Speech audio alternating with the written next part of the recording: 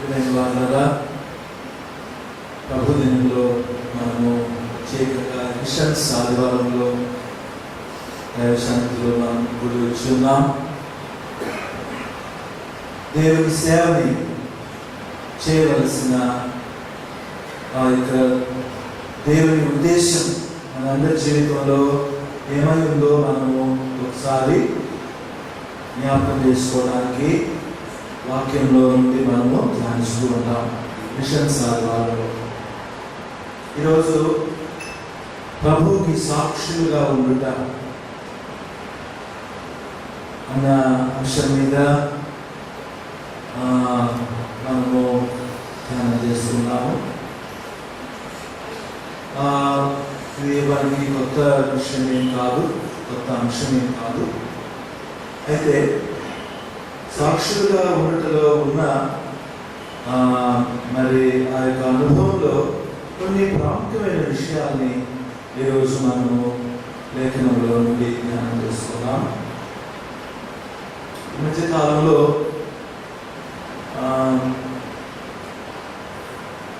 ఇంతకుముందు ఆ పని చేయలేదనుకోండి, ఇప్పుడు ఆ విధంగా చేస్తే బాగుంటుందేమో అని అనిపించింది.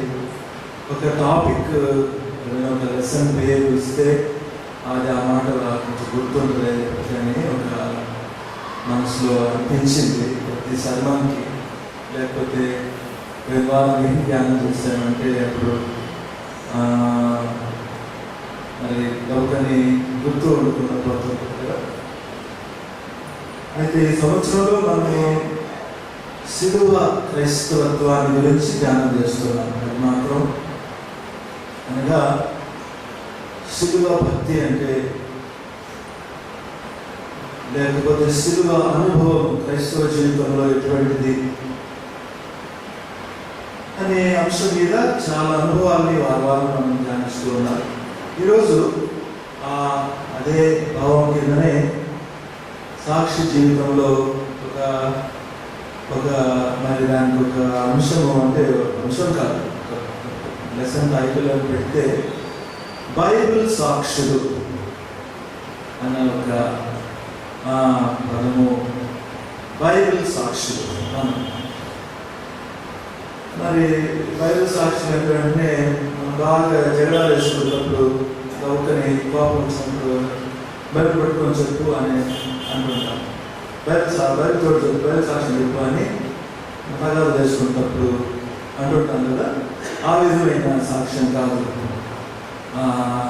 అది కాదు మన ధ్యానం. ప్రేమ వదలగా ఈరోజు వాక్యం ధ్యానం చేసేటప్పుడు యేసుక్రీస్తు ప్రభువుకి సాక్షులుగా ఉండటం అంటే బైబిల్కి సాక్షులుగా ఉండటము అని అర్థం. అనగా బైబిల్ గ్రంథంలో ఉన్న లేఖనాలు, దేవుని మాటలు, దేవుని వాక్యానికి మనము ఈ లోకంలో సాక్షులమై ఉన్నాము అని ఆ యొక్క ధ్యానంలో మనము తెలుసుకోవచ్చు. ఇక్కడ ముఖ్యంగా పేతురుని మనం చూస్తున్నాం. ఆయన ఏమంటున్నాడంటే మేము వీటికి సాక్షులము అంటున్నాడు. నేను వీటికి సాక్షులం, ఈ సంగతులకు సాక్షులం. ఏ సంగతుల కంటే సిలువ వేయబడిన యేసుక్రీస్తు ప్రభువు పునరుద్ధారుడై తిరిగి లేచాడు. ఆయన పేరిట అక్కడ మనము చదివినట్లయితే 31వ వచనము, ఇశ్రాయేలులకు మారు మనస్సును పాప క్షమాపణయు దయచేయుటకై దేవుడు ఆయనను అధిపతిగాను రక్షకునిగాను తన రక్షణ హస్త బలము చేత, అనగా కుడిచేతి బలము చేత హెచ్చించి ఉన్నాడు అని యేసుక్రీస్తు ప్రభుని గురించిన సాక్ష్యమును వారితో చెప్తూ ఉన్నాడు. ప్రియమైన దేవుని బిడ్డలారా, ప్రభు ఏమన్నాడంటే మొదటి అధ్యాయంలోనే అపొస్తలుల కార్యములలో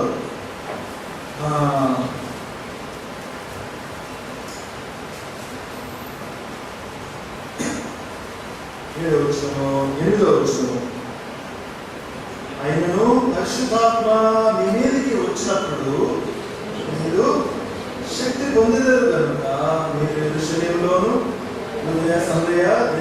అంతటిలో ఊరికి అంతలో వరకును నాకు సాక్షులైంది.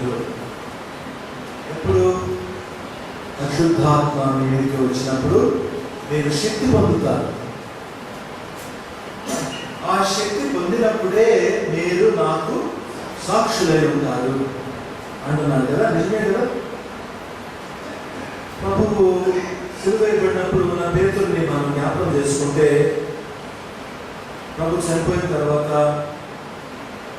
ఉన్న పేతురు సంగతిని జ్ఞాపకం చేసుకుంటే, ప్రభు కొరకు సాక్షిగా ఉండవలసిన పేతురు ఆయన స్థితి ఎట్లా మారిందంటే, ఆయన ఎవరు కూడా నాకు తెలియదు అని అన్నాడు.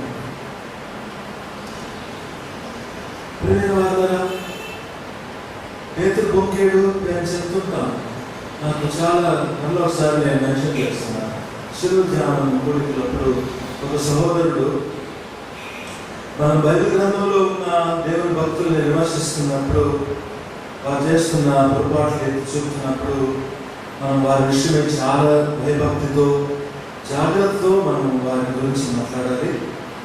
ఒక సునాయాసంగా వారు పొరపాటు చేశారని చెప్పకూడదు. ఎందుకంటే తదుపరి వాళ్ళు చాలా పశ్చాత్తాపడి దైవ సన్నిధిలో మరి వారు సమర్పించుకొని దేవుని చేత వాడబడిన గొప్ప దేవుని భక్తులు అని బైబిల్ గ్రంథం పట్ల, లేఖనం పట్ల ఉన్న భయభక్తిని వెల్లడికొచ్చారు. చాలా సంతోషం. వాక్యం చెప్తారు, కొంతమంది లెక్క లేకుండా మాట్లాడతారు, భయం లేకుండా, అంటే చాలా ఈజీగా వాక్యాన్ని ఆ యొక్క గ్రహింపు లేని వారు చేస్తుంది. కానీ పేతురు విషయంలో ఆ కార్యం జరిగిందంటే వల్ల మనం కూడా అటువంటి స్థితి కలిగిన వారని ప్రభు మనకు బోధించడానికి, ఇశ్రాయేలీయుల యొక్క పొరపాట్లన్నీ కూడా యుగ సమాప్తిలో ఉన్న మనం బుద్ధి తెలుసుకోవడానికి, వారి పొరపాట్లను బట్టి మనము మారు మనసు పొందడానికి దేవుడు వాటిని లేఖనంలో పరిధం చేశాడని పౌలు బోధిస్తున్నాడు. పేతురు వంకిన పేతురు ఆయన తర్వాత ప్రభు పునరుద్ధారణ తర్వాత సమాధి వరకు వెళ్ళాడు. అక్కడ తొంగి చూశాడు, ఏం లేవు, బట్టలు మాత్రమే ఉన్నాయి, తిరిగి వెళ్ళిపోయాడు. మరి అటువంటి పేతురు ఈరోజు మేము ఈ సంగతులకు సాక్షులము, యేసుక్రీస్తు ప్రభువు ఆయన క్రీస్తు అని, ఆయన లోక రక్షకుడు అని, దేవుని కుమారుడని, ఆయన వలన లోకమంతటికి మారు మనస్సు, పాపక్షమాపణ, రక్షణ కలుగుతూ ఉందని ఆ సాక్ష్యాన్ని ధైర్యంగా పలుకుతున్నారంటే ఆయనలో వచ్చిన మార్పు దేని వలన వచ్చింది అని ఈరోజు మనం ధ్యానం చేస్తున్నాం. ఒకసారి యోహాను సువార్తలో పేతురులో ఎందుకోసము ఆ విశ్వాసం లేకుండా పోయింది అని మనం చూసినట్లయితే 20వ అధ్యాయము యోహాను సువార్త 20వ అధ్యాయము 8వ వచనం. అప్పుడు మొదట సమాధి ఎదుకు వచ్చిన ఆ శిష్యుడు లోపలికి పోయి చూసి ఆయన మృతులలో నుండి లేచుట అగత్యమను లేఖనము వారింకనో గ్రహింపకపోయి. ఎవరు వెళ్ళారు సమాధి దగ్గరికి అంటే పేతురు వెళ్ళాడు. అంటే మత్తయి మర్యాద వచ్చి చెప్పింది ఏమని, సమాధిలో ప్రభువు లేడు, ఆయన దేహం లేదని చెప్పారు. చెప్పిన వెంటనే అప్పుడు దాకా శిలువ దగ్గరికి పక్కకి రాకుండా పేతురు పరిగెత్తుకుంటా వెళ్ళాడు. వెళ్ళిన తర్వాత సమాధిని తొంగి చూశాడు. లోపల తొంగి చూసినప్పుడు గుడ్డలు మాత్రం మర్చిపెట్టి ఉన్నాయి, ఆ ప్రభువు యొక్క బట్టలు మాత్రం ఉన్నాయి, కానీ శరీరం లేదు. లేకపోయి వాటికి అటు ఇటు చూసేసి వెళ్ళిపోయాడు. ఆయన మృతులలో నుండి తిరిగి లేస్తాడు అన్న యొక్క విశ్వాసము ఆయనకి రాలేదు. ఎందువలన అంటే అక్కడ ఏం రాశాడంటే, లేఖనము వారింకను గ్రహింప know the scriptures. లేఖనము వారు గ్రహింపలేదు. మీరు ఎస్ ప్రభుతోనే ఉన్నారు, ప్రభు మాట్లాడిన మాటలు విన్నారు, ఆయన చేసిన సూచక్రియలు చూశారు, ఆయనతోనే గడిపారు, శరీర రీతిగా శరీర నేత్రములతో ఆయనను చూశారు. కానీ దాని వలన వారి హృదయంలో విశ్వాసము స్థిరమైంది ఏర్పడలేదు. అయితే లూకాసు వార్తలో ఆయన వారి శిష్యునికి కనబడి అమ్మాయికి వెళ్ళే మార్గంలో ఆయన వార్త కనబడి వార్తలు ఆయన ఏమంటారు చూడండి.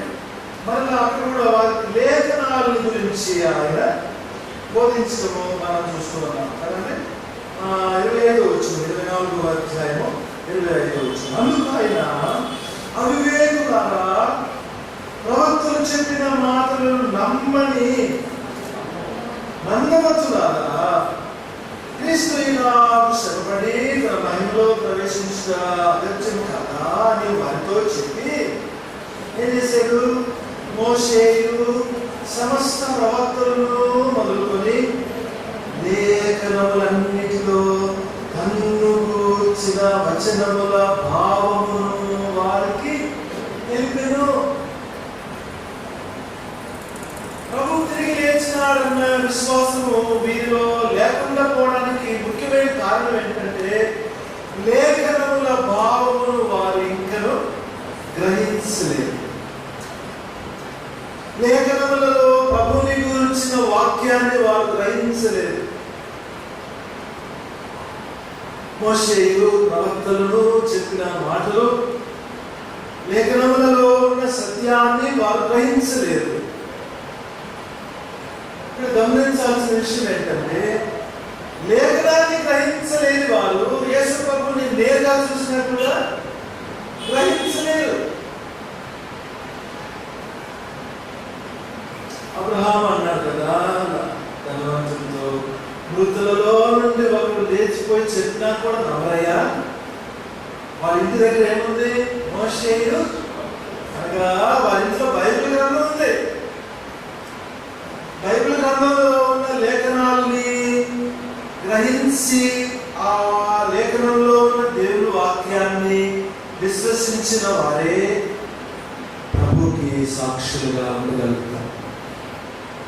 ప్రభుని నేరుగా చూసి కూడా ప్రయోజనం లేదు.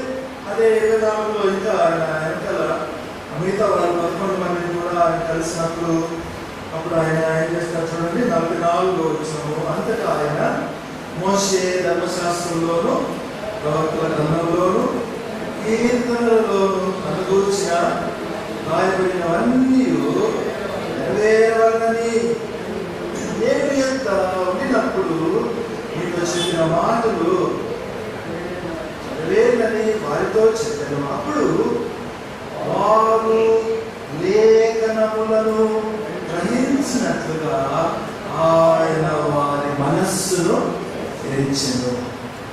He opened their understanding that they may understand the scriptures. ఇది కాలమైన దేవుడు బిడ్డలారా, ప్రభుకి సాక్షులుగా మనం ఉండాలంటే ముందుగా ఈ లేఖనంలో ఉన్న ఆయన గురించిన భావాన్ని మనం గ్రహించి బైబిల్ గ్రంథంలో లేఖనములలో ఆయన కనుగూర్చిన సత్యాన్ని మనము విశ్వసించి గ్రహిస్తేనే కానీ ఆయనకి మనం సాక్షులుగా ఉండలేము. పేతురు పరిస్థితి కూడా ఆ విధంగానే ఉంది. అక్కడికి వెళ్ళాడు కానీ లేఖనాలను గ్రహించలేదు ఆయన. ప్రభుని నేరుగా కూడా చూస్తున్నారు ఆ శిష్యులు. తోమా నేరుగా కూడా చూశాడు.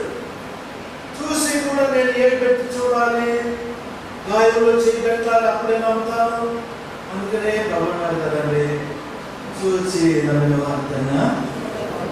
మనం అనుకుంటాము ప్రభు తిన్న కాలంలో మనం ఉంటే బాగులేదు, నేను అప్పుడు గొప్ప సాక్షిగా ఉండేవాడిని, అవన్నీ చూశాను కనుక అని అనుకుంటాను. దేవుని బిడ్డలారా, ఈరోజు ధ్యానంలో ఉన్న ఒక చిన్న ట్రిక్ ఏంటంటే లేఖనాలని గ్రహించి లేఖనంలో ఉన్న దేవుని దర్శనాన్ని గ్రహించకుండా లేఖనములలో ప్రభువు బయలుపరిచిన ఆయన సత్యాన్ని అంగీకరించలేని వాడు ప్రభువుని సాక్షాత్తు ఈ శరీర కన్నులతో చూసినా కూడా వారు నమ్మలేరు. ప్రభు ఈ లోకంలో ఎంతకాలం ఉన్నాడండి? ఎంతకాలం ఉన్నాడు? 33.5 సంవత్సరాలు ఉన్నారు. దాంట్లో కూడా పబ్లిక్ మినిస్ట్రీ అంటారు. అది ఎంతకాలం? 3.5 సంవత్సరాలు. 30 ఏళ్ళ వరకు ఆయన గురించిన వివరాలు. 22 సంవత్సరాల వయసు దేవాలయం వచ్చేది ఉంది, ఆయనకి లోబడి ఉన్నాడని ఉంది. మధ్యలో బాప్తిస్మం నుంచి యోహాను దగ్గర నుంచి మరలా ప్రారంభమవుతుంది. 3.5 సంవత్సరాలే మనకి ఆ యొక్క అకౌంట్ అంతా ఉంది. ఆ 33.5 సంవత్సరాల తర్వాత ప్రభువు శరీర రీతిగా భౌతికంగా ఈ లోకాన్ని విడిచిపెట్టారు కదండి. మరి ఆయన ఈ లోకంలోనే సరిపోకుండానే ఒకవేళ అనుకుందాం శరీర రీతిగానే యుగ సమాప్తి వరకు ఈ లోకంలో ఉన్నట్లయితే అది ఏ విధంగా ఉంటుందో మన వల్ల ఊహించింది. ప్రభు పుట్టక మునుపు పాత నిబంధన గ్రంథ కాలంలో దేవుడు ఆయనను తను తాను ఏ విధంగా బయలుపరుచుకున్నాడంటే ప్రవక్తల మాటల ద్వారా, ఆయన యొక్క పరిశుద్ధుల ద్వారా, ఆయన యొక్క దేవోక్తుల ద్వారా దేవుడు తను తాను బయలుపరుచుకున్నాడు. ఆ వాక్యమే ఎవరంటాడు కదా, ఆది యందు వాక్యం ఉండేను, వాక్యము దేవుని యొక్క దేవుడై ఉండేను, ఆ వాక్యమే కృపా సత్య సంపూర్ణుడిగా మన మధ్య నివసించిన మేము ఆయన మహిమను చూచితిమి అంటాడు.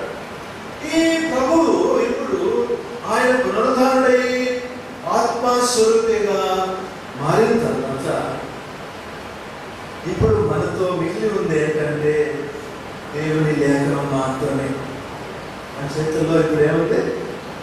స్క్రిప్చర్స్, బైబిల్ గ్రంథం ఉంది.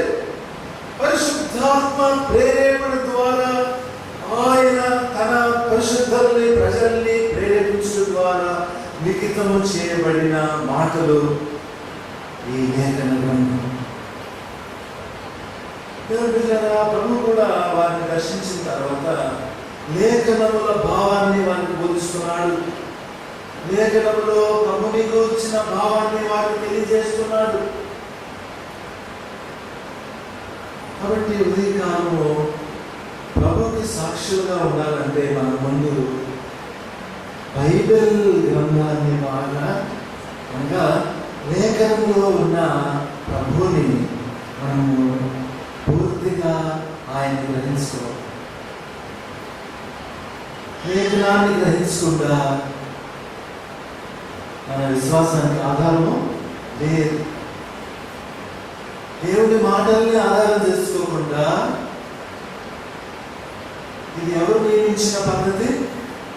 ఈ సిద్ధాంతం ఉండాల్సిన అవసరం లేదండి. ఇది కొంత కనిపెట్టారా? మాకు జ్ఞానం లేదా, మాకు తెలివితేటలు లేదా, మేమంతటా మేమే తెలుసుకోకూడదు. దేవుని సత్యాన్ని మానవ జ్ఞానంతో మనం తెలుసుకోవాలి. అందుకే లోకంలో జ్ఞానులు ధనులు ఆయన గ్రహించలేకపోయారని లేఖనంలో రాయబడింది. ఉదయకాలం ప్రియమైన దేవుని బిడ్డలారా, పేతురు ఇప్పుడు మేము ఆ ప్రభువుకి సాక్షులుగా మార్చాము అని చెప్పడానికి కారణం ఏంటంటే ఇంతకు ముందు ఆయన లేఖనముల యొక్క భావాన్ని ఆయన గ్రహించారు. బైబిల్ గ్రంథంలో ఉన్న మాటల యొక్క భావాన్ని గ్రహించలేదు. అప్పుడు మనం అడగచ్చు, ఆయన చదువు లేదు కదయ్యా, చదువు లేకుండా బైబిల్ గ్రంథాన్ని ఎలాగో చదువుతాడు, ఎలాగో గ్రహిస్తాడని అడగచ్చు.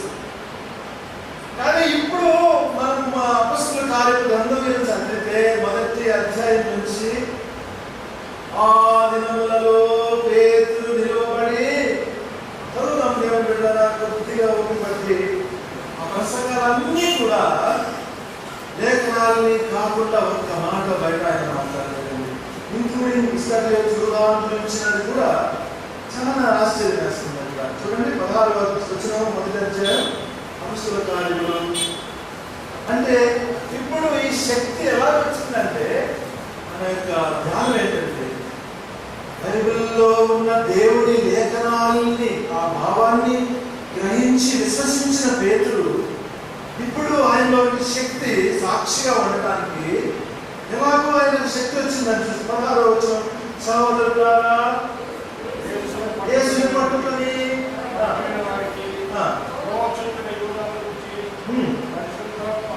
పరిశుద్ధాత్మ దావీదు ద్వారా పూర్వము పలికిన లేఖనము.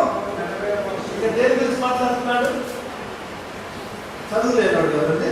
కొత్తగా ఆ మాట అంటున్నాడు, విద్య లేని పాముడు చదువు లేనివాడు చేపలు పెట్టేవాడని. అని ఎందుకు చెప్తుంటాను? దాంట్లో ఒకటి ఏంటంటే అప్పుడు దేవుని కాలం చెప్పడానికి దేవుని చదవకలేదండి. ఎవరు పడితే వాడు ఏదైనా నోటికి వచ్చి చెప్పొచ్చండి, నష్టం వచ్చినట్టు పలకొచ్చండి అని. అంటే ఒక భయభక్తి లేకుండా ఏదైనా మనం చెప్పుకోవచ్చు అనే దాన్ని ఇది కూడా ఎట్లా ఉంటుందంటే దేవుడి ప్రేమ కలవాడు, దయ కలవాడు కొద్దాకులు చెప్తూ ఉంటారు. ఎందుకంటే మనం చేసే తప్పులన్నీ ఈ విధంగా జరిగించుకుంటూ పోవచ్చు, ఆయన ఏం చేయట్లే శ్రమిస్తాడులే అనే దానికోసం, పాపాన్ని విస్తరింప చేసుకోవడానికి కోసం కొద్దాకులు దేవుడి ప్రేమ కలవాడు చెప్పేలా ఉంటాను. విద్య లేని పాముడే. అయితే మళ్ళీ చదవండి, ఒకటి అధ్యాయం అంతా మనము మన 2వ అధ్యాయానికి వస్తే మనం అక్కడ చూద్దాం. మన అక్కడికి అక్కడ ఏమంటారు చూడండి, 16వ వచనం, 2వ అధ్యాయం 16వ వచనము. యోయేలు ప్రవక్త ద్వారా చెప్పబడిన సంగతి, అన్ని దినములలో నా ఆత్మను భరించెదను. ఆ వచనం అంతా చెప్తున్నాడు, కంఠస్థం చెప్తున్నాడు. ఎక్కడ చదివాడు? పేపర్ రాసుకొని పెట్టుకున్నారా? రాయడానికి తెలియాలి కదా, రాయడానికి తెలియదు కదా, విద్య లేదు కదా, ఎక్కడ చెప్తున్నాడండి? దేవుడు పెట్టారా చెప్తున్నాడు. ఇంతకుముందు అంట రామపట్నం సెమినారీలో, అంటే ఆ రోజుల్లో మిషనరీలు ఉన్నారు కదండి, లాంచెడ్ ద్వారా ఉండేవాడు ఆయన. ఆయనంట ఈ కాగితం రాస్తే ఒప్పుకోడాడు. స్టూడెంట్స్ మామూలుగా అంటే రెఫరెన్స్ పాయింట్లు రాసుకుంటాను, నేను మర్చిపోతాను, నేను కిందకి మీద కాకూడదు అని. పేపర్ రాయడానికి ఒప్పుకోడు. రెఫరెన్స్ అన్ని కంఠస్థం చదవాలి, వచ్చినారని కంఠస్థం చెప్పాలని మన ఆర్జూసఫ్ అయ్య గారు చెప్తుంటే, అయ్యో కాగితం చూస్తే ఒప్పుకోడు, నేను వచ్చి కాగితం తీసుకుని వెళ్ళిపోతాను ముందుకు వచ్చి. దేవుని పెడతారా? పేతురు లేఖనముల యొక్క భావము, లేఖనాన్ని వల్లించి చెప్తున్నాడు. ఎక్కడ నేర్చుకున్నాడు చెప్పండి?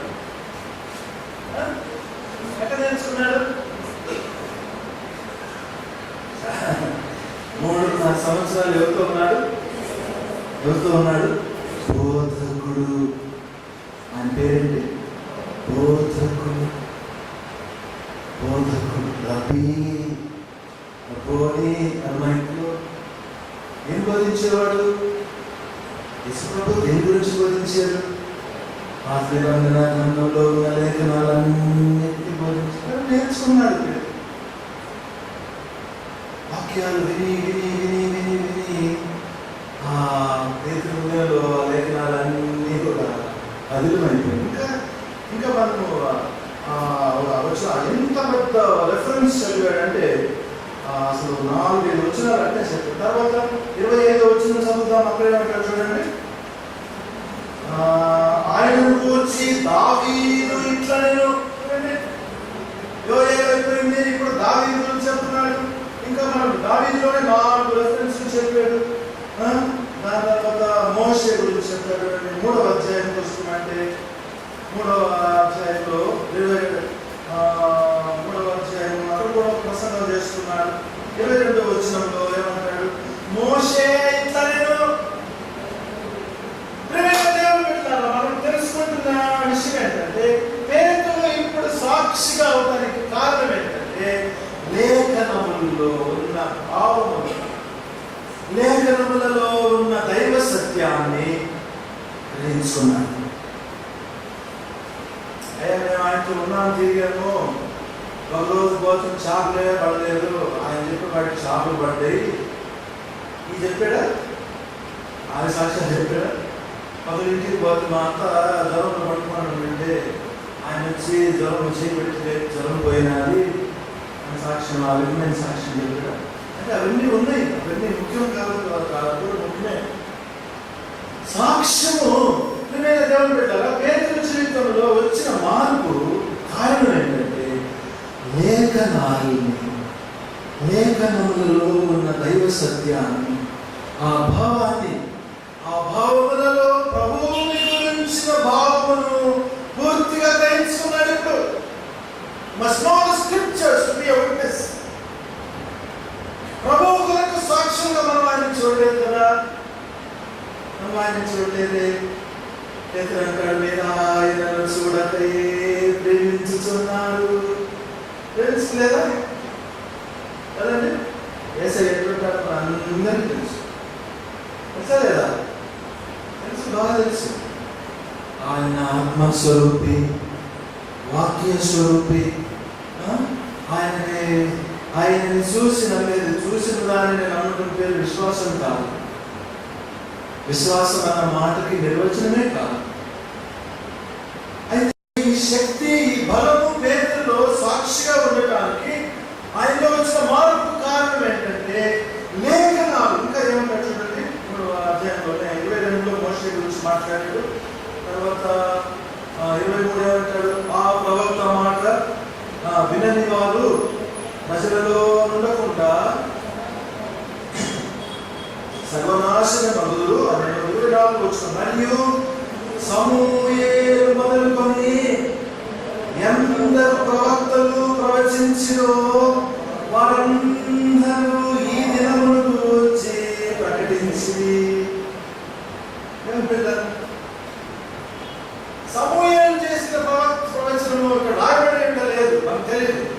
అంటే ఎక్స్ట్రా బిబ్లికల్ లిటరేచర్ చాలా ఉంది. సమూయేలు చెప్పిన మాటలు, ఆయన చెప్పిన ప్రవచనాలు అనే విషయాలు అవన్నింటినీ చెప్తున్నాడు ఆయన. ఉదయకాలము దేవుని పెట్టారు, మేము ఈ ప్రభువుకి సాక్షులము. ఈ మార్పు, ఈ బలము, ఈ శక్తి ఆయన ఎలా వచ్చిందంటే ఆయన ఒక బైబిల్ సాక్షిగా ఉంటాడు. క్రైస్తవ జీవితంలో లేఖనాలలో ఉన్న దేవుని మాటల్ని, లేఖనంలో ఉన్న సారాంశం ఏంటి నేను వాళ్ళ అంటాడు కదా యోహాను సువార్తలో 5వ అధ్యాయం 39వ వచనంలో, బైబిల్ గ్రంథంలో అంతటినీ మనం చూసి చేస్తే, గ్రంథాన్ని అంతా మనం పిండి చేస్తే ఏమొస్తుంది? లేఖనం 663 లేఖనముల 5:39 క్షమించాలి. లేఖనముల యందు తలంచుచు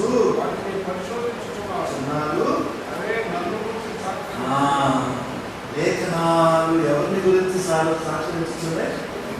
యేసుక్రీస్తు ప్రభువుని గురించి. They testify of Christ Jesus. అనగా methodology of meditating on God's word. దేవుని లేఖనాలని మనం ధ్యానించేటప్పుడు ఆ లేఖనాలలో కూడా యేసుక్రీస్తు ప్రభువుని గురించిన సాక్ష్యం మనకు బయలుపరచబడుతుంది. యేసు ప్రభువుని కాకుండా, ఆ ప్రభు స్వరూపాన్ని కాకుండా, ఆయన కార్యాలను కాకుండా, ఆయన సంకల్పాలను కాకుండా, ఆయన రక్షణను కాకుండా, ఆయన నీతిని కాకుండా, ఆయన పరిశుద్ధతను కాకుండా, ఆయన రాజ్యమును కాకుండా, ఆయన సంఘాన్ని గురించి కాకుండా, ఆ ప్రభువుని గురించిన సాక్ష్యమును కాకుండా మనం లేఖనాన్ని ధ్యానం చేస్తూ ఉన్నట్లయితే, ఆ యొక్క భావాన్ని గ్రహించుకుంటూ ఉన్నట్లయితే మనం ప్రభువుకి సాక్షులుగా ఉండలేము. పేతురు ఇప్పుడు ప్రభువుకి సాక్షిగా ఉండడానికి బలం వచ్చింది. దేనికి కారణం ఏంటంటే లేఖనాల భావాన్ని ఆయన గ్రహించుకున్నాడు. లేఖనములలో ఉన్న దైవ సత్యాన్ని దేవుడు బయలుపరుస్తున్న ఆ యొక్క దేవుని వాక్యాన్ని అంగీకరించి స్థిరమైపోయాడు. Not because he saw Christ in the fleshly eyes. అది కూడా ఉంది, అది కూడా ఒక కారణమే. కానీ ఆ విధంగా చూస్తే విశ్వాసం వస్తుంది. ఉంది అనుకోవడం కాదు. దేవుని చిత్తం ఏమైందంటే చూసినందుకు కాదు నాయన, మీ లేఖనాల భావాన్ని గ్రహించాలి. అప్పుడే మీరు నన్ను తెలుసుకుంటారు. నేను నన్ను చూస్తే మీరు గ్రహించలేరు. ఉదయకాలము మన జీవితంలో కూడా ప్రభుకి సాక్షులుగా ఉండాలంటే బైబిల్ గ్రంథానికి మనం సాక్షులుగా, అందులో ఉన్న దేవుని కార్యాలు, అందులో దేవుడు బయలుపరుస్తున్న దేవుని సత్యము, ప్రభుని గురించిన భావము మన హృదయంలో, ఆ సాక్ష్యాన్ని మనం చూడాలి బైబిల్ గ్రంథంలో. ఎప్పుడైతే ఆ అనుభవాన్ని మనం పొందుతామో అప్పుడు మనం ప్రభు కొరకు సాక్షిగా ఉండగలుగుతామే. కానీ దేవుని లేఖనాన్ని ధ్యానం చేసుకోకుండా, అనగా లేఖనంలో నుండి దేవుని సాక్ష్యాన్ని మనము అనుభవించకుండా, దేవుని గురించిన ప్రత్యక్షతను పొందకుండా మనము ఆయనకు సాక్షులుగా ఉండాలి.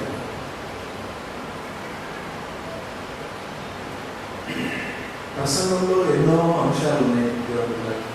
వాక్యం చెప్పడంలో ఎన్నో అంశాలు ఉన్నాయి కదా.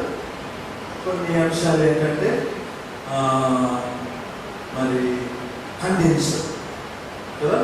మీరెవరు సరిలేరు, మీరంతా ఎవరే మంచోడు కాదు, మీరంతా సరే అవ్వాలి అనేది ఖండించడం అనేది ఒక టాపిక్ ప్రసంగంలో.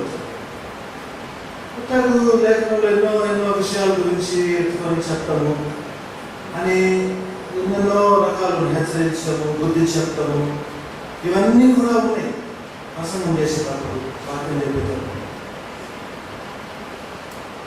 అన్నింటిలో ముఖ్యమైన అంశం ఏంటంటే ప్రభువుని గురించిన సాక్ష్యాన్ని మనం బయలుపరచాలి.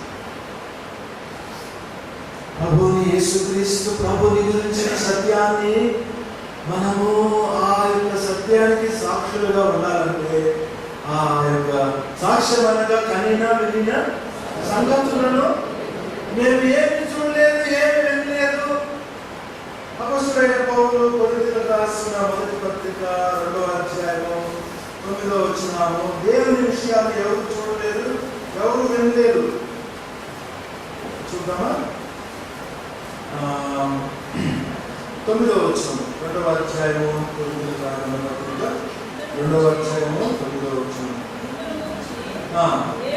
దేవుడు తను ప్రేమించు వారి కొరకు ఏమి సిద్ధపరచెనో అవి కంటికి, దేవుని సత్యము, దేవుని కార్యాలు పైన వచ్చినా మనం చదివితే అక్కడ 5వ వచనం నుండి మనం చదివితే ఏమంటాడంటే, నేను మాట్లాడినాను, సువార్త ప్రకటించినాను, జ్ఞానయుక్తమగు తీయని మాటలను వినియోగింపుగా పరిశుద్ధాత్మయు దేవుని శక్తియు కనపరచు దృష్టాంతములనే వినియోగించుకుని, తర్వాత పరిపూర్ణులైన వారి మధ్య జ్ఞానమును బోధించుచున్నాము, అది ఈ లోక జ్ఞానము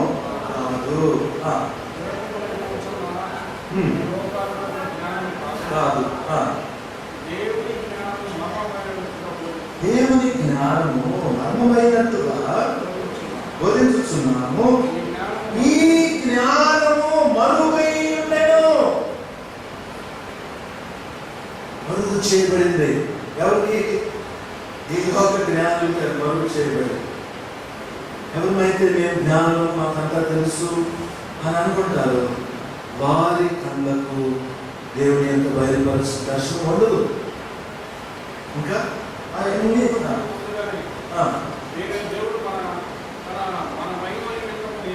నియమించను, లోకాధికారులకు ఎవరికి తెలియదు. ఇప్పుడు 9వ వచనం చదువుదాం. 9వ వచనం, హిందువులను గురించి దేవుడు తను ప్రేమించు వారి కొరకు ఏమి సిద్ధపరచునో అవి కంటికి కనబడలేదు, చెవికి వినబడలేదు, మనుష్య హృదయములకు గోచరం కాలేదని రాయబడి ఉన్నది. దయచేసి మనం గమనించుకునే విషయం ఏంటంటే, ప్రభుని గురించిన సత్యాన్ని మన కళ్ళతో, ఈ చెవుతో, మన జ్ఞానంతో మనము తెలుసుకునేది కాదు. మరి ఎట్లా చెప్తాము? కానీ నవీన సంగతులు మేము ఎలా చెప్తామంటే వెంటనే ఏమున్నాయి? మనకైతే 10వ వచనము, మనకైతే దేవుడు వాటిని తన ఆత్మ వలన బయలుపరచి ఉన్నాడు. దేవునికి స్తోత్రాలు. లేఖనంలో ఉన్న ఆ ప్రభువు యొక్క సాక్ష్యము పరిశుద్ధాత్మ ద్వారా దేవుడు మనకి బయలుపరుస్తాడు. ఆ విధంగానే ప్రభు యొక్క సాక్ష్యాన్ని లేఖనంలో మనం పొందగలుగుతాం. పరిశుద్ధాత్మ సహాయం లేకుండా ఇందాక చిన్నోడు మంచి వాక్యం చెప్పారు కదా, ఆదరణ కర్తగా తల్లి నా నామలో పంపుకోవు. మమ్మీ నన్ను గురించి సాక్ష్యం వచ్చిన చదువుతాం. పరిశుద్ధాత్మ గురించిన ఆవికుడి సంఖ్య అని అడుగుతారు. అంటే ఏంటంటే అందరూ కింద పడి దులిపోవట్లేదు, ఏమేమో శక్తి వచ్చినట్టుగా చేయట్లేదు అనే సందేహం చాలా మందికి. ప్రభువు చెప్పిన లేఖనాలు తెలియదు కాబట్టి దేవుని పిల్లల లేఖనాలని ఆ బైబిల్ మూసి పెట్టేసేసి బైబిల్ రంగంలో దివారాత్రులు ధ్యానించు అందులో ఉన్న ప్రభుత్వ సహవాసం చేయకుండా ఆత్మీయ జీవితంలో మనం ఎదగలేదు. చాలా బలహీనమైన ఆసక్తిని అనకుండా ఎట్లా ఉంటాం, తినలేకుండా ఎట్లా లేకపోతాం, బలహీనమైపోతాం కదా. ఆ విధంగా దేవుని వాక్యము లేఖనంలో మనం సారాంశాన్ని ప్రభుని ఆ యొక్క దర్శనాన్ని పొందలేకుండా ఉంటే మనం బలం పొందలేము. ప్రభు పరిశుద్ధాత్మ గురించి చెప్పిన మాటలన్నీ మనం చూద్దాం. ఇప్పుడు 6వ అధ్యాయం 63 యోహాను సువార్త తీసుకెళ్ళండి. అందులోనే కొన్ని వచనాలు ఎలాగో లేఖనములలో నుండి పరిశుద్ధాత్మ ద్వారా మనము ప్రభుని గురించిన సాక్ష్యము పొందుతున్నాము మనం తెలుసుకోవచ్చు. 6వ అధ్యాయము 63వ వచనంలో అయితే ఆత్మ జీవింపజేయుచున్నది, శరీరము కేవలము నిష్క్రియుచున్నది. ఈ మాటలు గమనించండి. నేను మీతో చెప్పి ఉన్న మాటలు ఆత్మయు జీవమునైనవి. ప్రభు మాటలు ఆత్మ రెండు ఒకే పదంలో ప్రభు బోధిస్తున్నాడు. నేను మీతో చెప్పిన మాటలు they are spirit. స్పిరిట్ అంటే అదేదో ఎలక్ట్రిక్ షాక్ లాగా కొట్టుద్ది అనుకోవద్దు. అదేదో మెరుపులాగా వస్తుంది, మనిషిని ఏదోగా ఊపేస్తుంది, కింద పడి దొల్లే ఎంత పడిపోయి చేస్తుంది. పాపం మన చర్చిలో ఒకరిని ఇంకొక చర్చికి ఇచ్చాము. అక్కడ పోయి ఆ ఊళ్ళో పోవాలంటే ఆమె వెనక పట్టడం లేదంట. అప్పుడు వాళ్ళు అన్నారంట, మీ చర్చిలో ఆత్మీయత లేదు, మనకి ఎంత పడటం లేదు, మా వాళ్ళంతా పడిపోతారా మా బాస్కెట్ అన్నానంటే ఆ నుంచి అన్నా నేను ఎంత పడేది నేను ఎంత నా వల్ల పడడం శాంతి రాలేదు, బలవంతాన్ని బట్టి దోస్తున్నారు నన్ను. ఈ విధంగా మోసకొచ్చే వారి లోకంలో వారి వెంబడి అనేకులు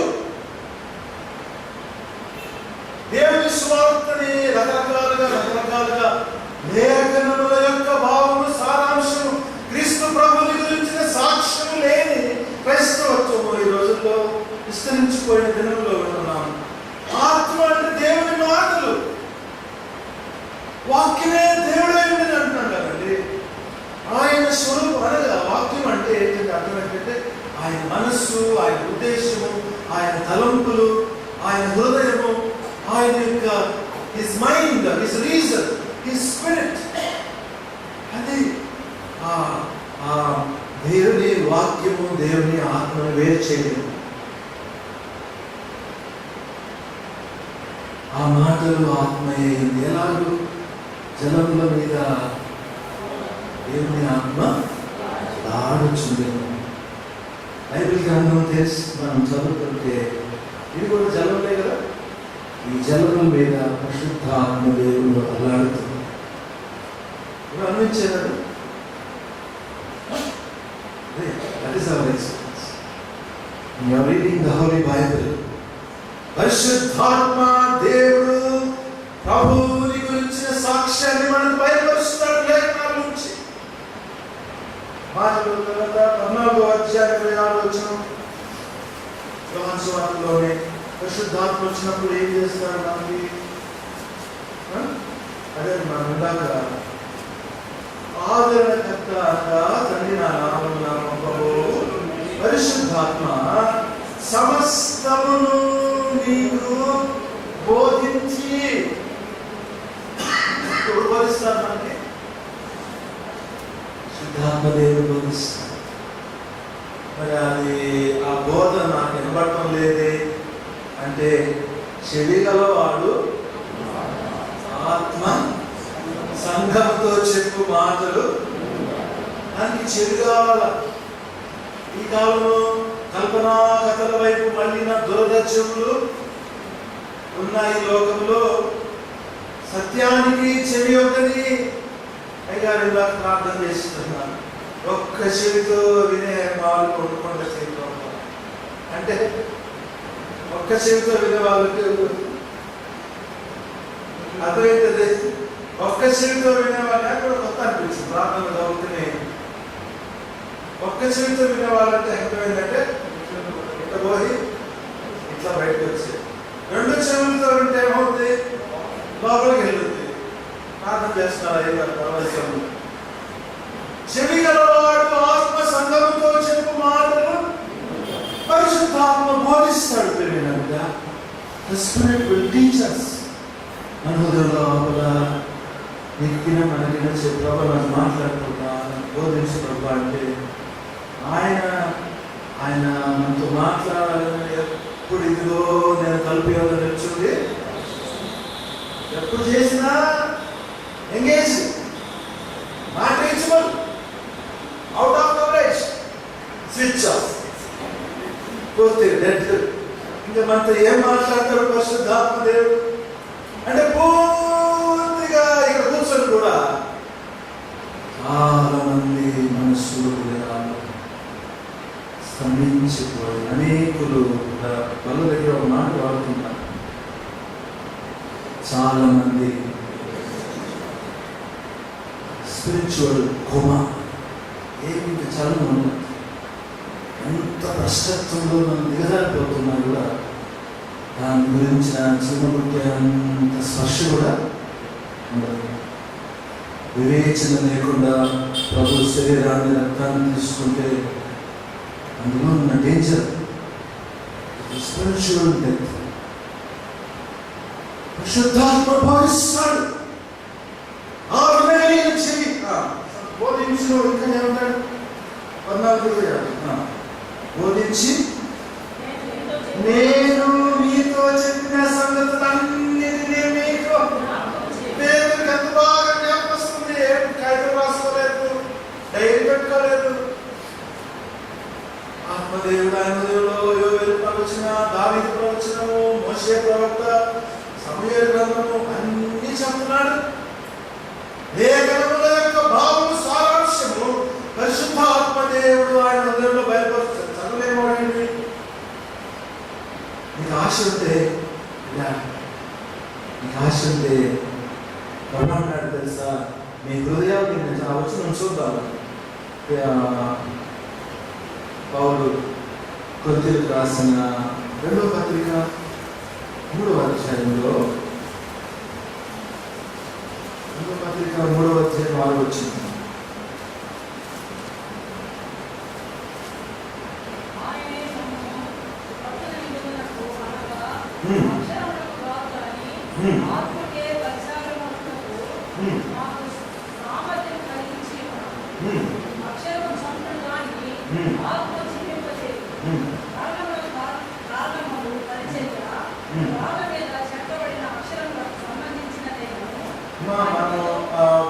రెండో వచ్చిన చదువుతాం. రెండో వచ్చిన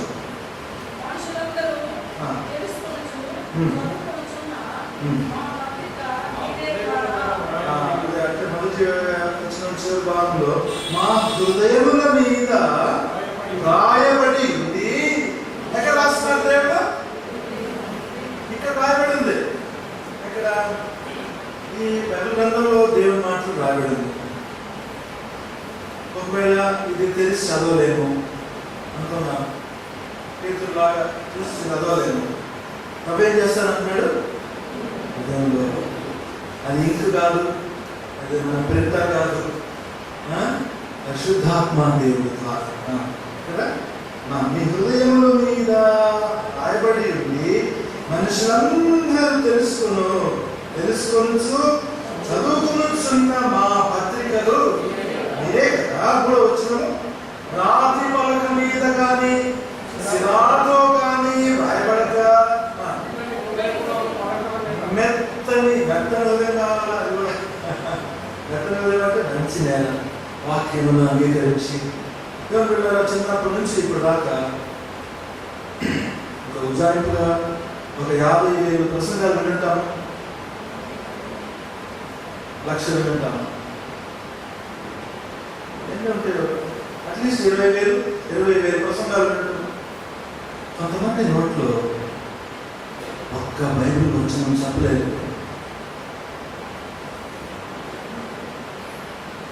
ఒక 50,000 ప్రసంగాలు చెప్పలేని వాళ్ళు ఒక్క వచ్చిన బైబిల్ చూడకుండా ఒక్క బైబిల్ రెఫరెన్స్ నడిపించు నానా పాడలేమండి.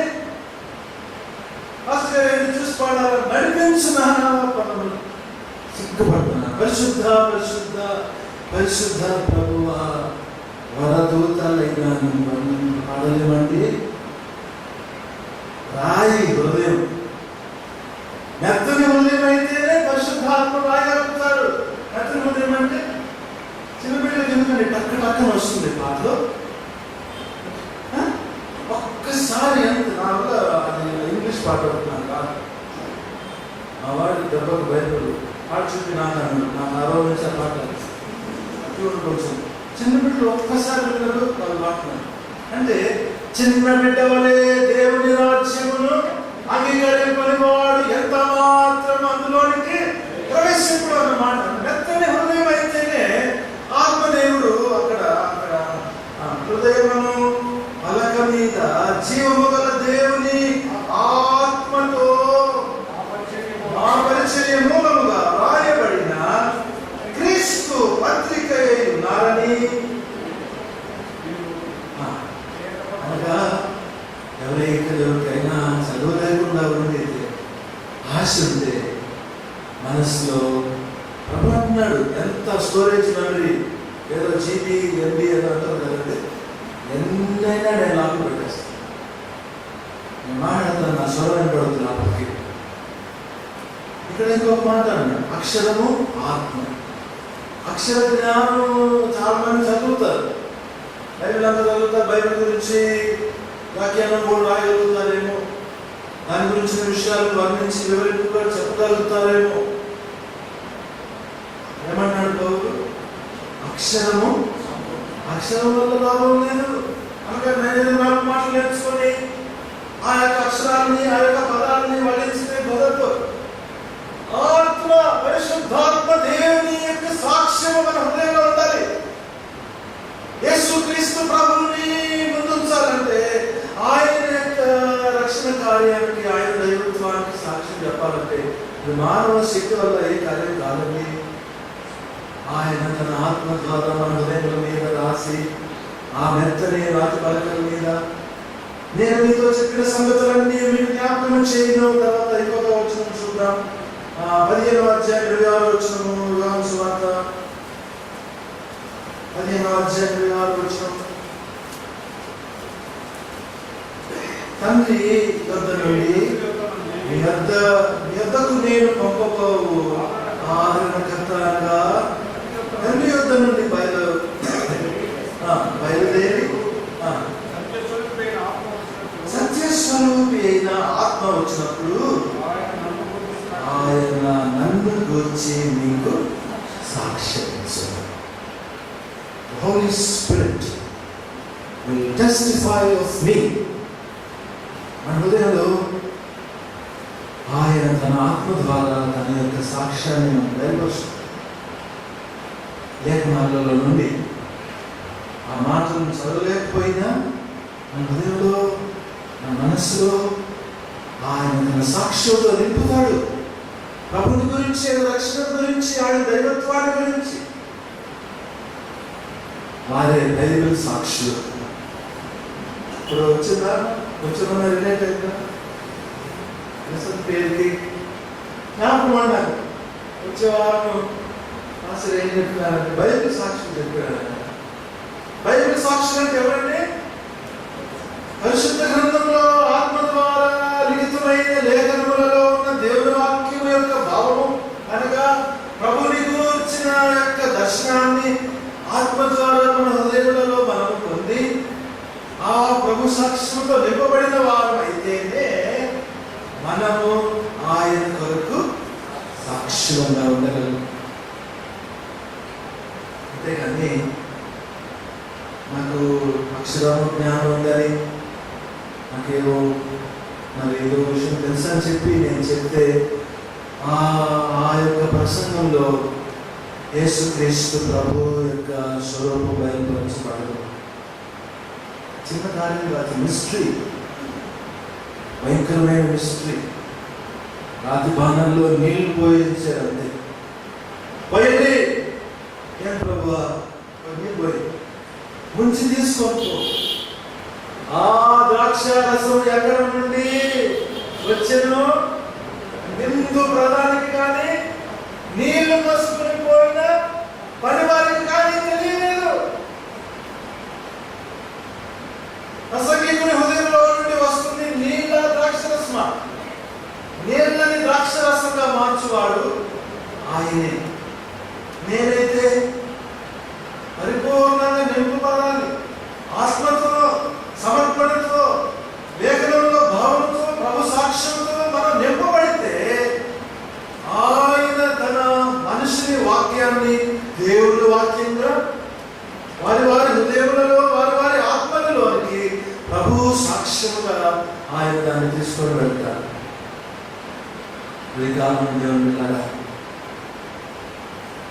బైబిల్ సాక్ష్యం అంటే లేఖనములలో ఉన్న ప్రభుని గురించిన భావాన్ని మనం గ్రహిస్తేనే, దాంట్లో మనం స్థిరంగా ఉంటేనే ఆ యొక్క సాక్ష్యంలో నుండి మనము స్థిరపడితేనే యేసు ప్రభుని గురించి లోకంలో మనం సాక్షులుగా. ఒక మాట చెప్పి నేను పిలుస్తాను. ఏమన్నా గ్రీక్ భాషలో ఇవన్నీ ఆశ్చర్యంలో తెలుసు అని చెప్తాను అనుకోవద్దండి. నేను ఎప్పుడూ ఇవన్నీ పనులు చేయట్లేదు. కొన్నిసార్లు బలవంతాన్ని బట్టి చేస్తున్నాను. మార్చూరియా అంటారు, విట్నెసింగ్ అంటారు. సాక్షులుగా ఉండటము అంటే మార్చూరియా.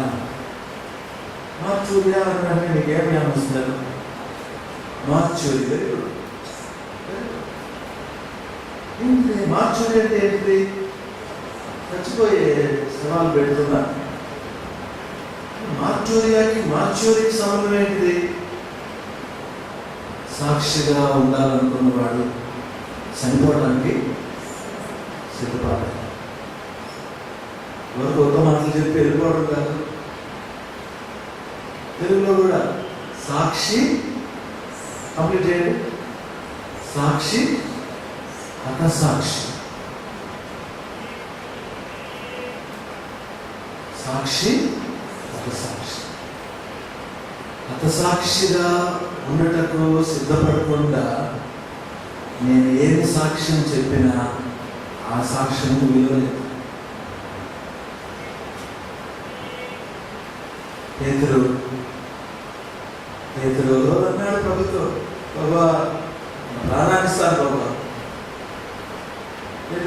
సంగతి తెలుసు.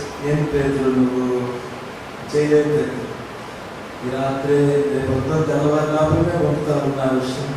లేదు అందరు కోసం నేను కాబట్టి చూడు 100 కుటుంబాలు వెళ్ళిపోతాను, నేను మాత్రం ఉంటాను. పాపం. ఓకే.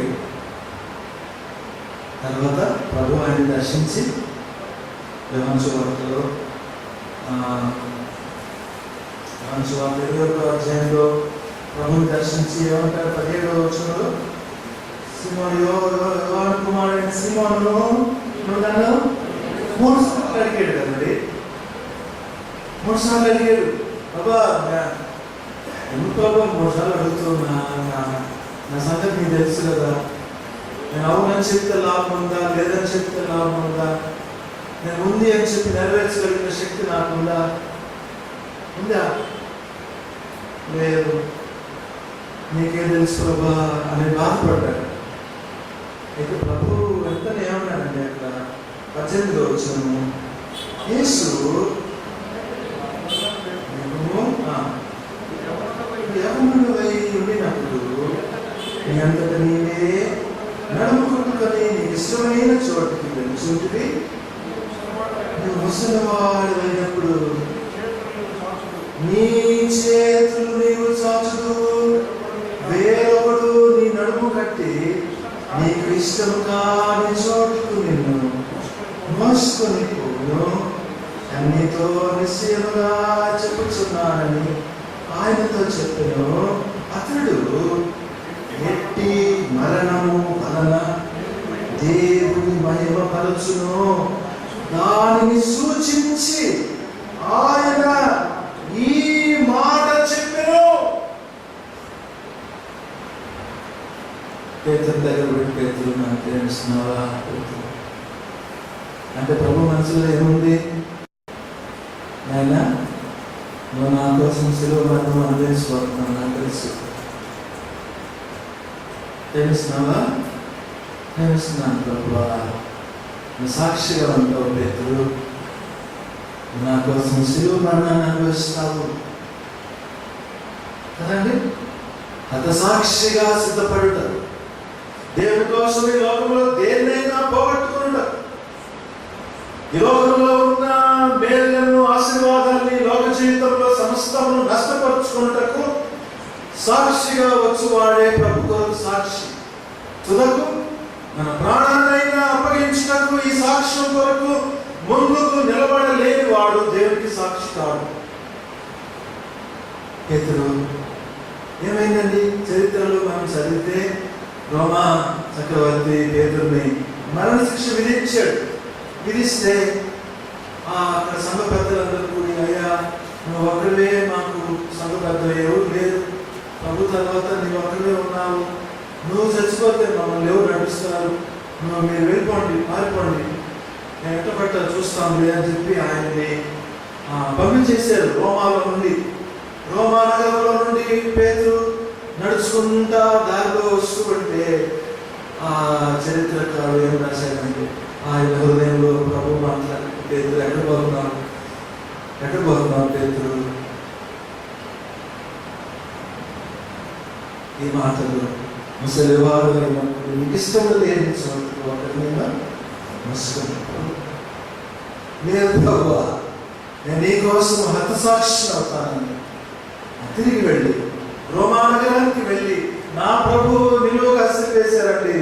నేను దౌర్భాగ్యుడిని, అంత భాగ్యం నా పొద్దు, నన్ను తలకిందులుగా సిలువేయండి అని చెప్పి హతసాక్షి. ఈ సంగతులకు మేము సాక్షులము. ఉదయకాలం ప్రియమైన దేవుని బిడ్డలారా, మన దేశంలో అటువంటి హింసాకాండంలోకి మనం ప్రవేశిస్తున్నాం. లగ్జరీ క్రిస్టియానిటీ అయిపోయింది.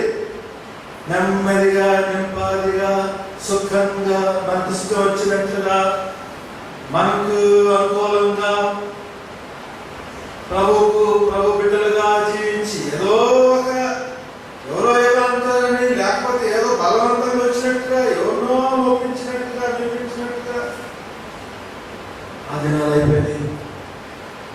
ప్రభువుకి సాక్షిగా నిలబడాల్సిన వాళ్ళు ఎవరంటే ఇంక బయట ఎవరండి? ఇది ప్రసంగం కాదు దేవుడి. ఎందుకంటే ఒక మాటలు చెప్పచ్చు, హతసాక్ష్యాలకు సిద్ధపడిన వాడే సాక్షి. దేవుడి మాటల ద్వారా మనం